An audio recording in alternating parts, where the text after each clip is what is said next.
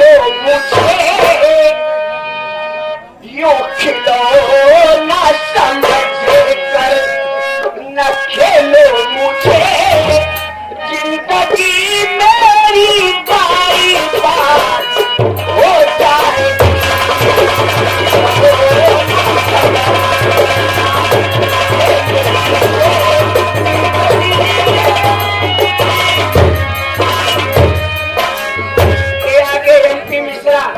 ये हमारे लिए 1001 रुपए का पुरस्कार दे रहे हैं। मैं गुरु जी को प्रणाम करती हूँ, आशीर्वाद की कामना रखती हूँ।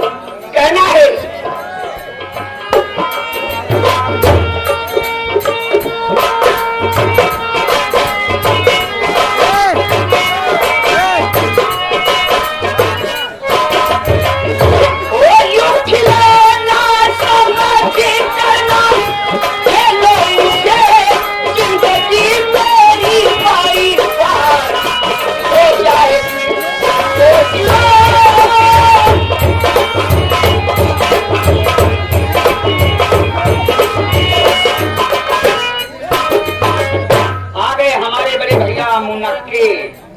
देखा भैया, हम नहीं भैया उनके बहनी हम न गरीब पाओ रात के हम ज्यादा दूर भाग नहीं पाए।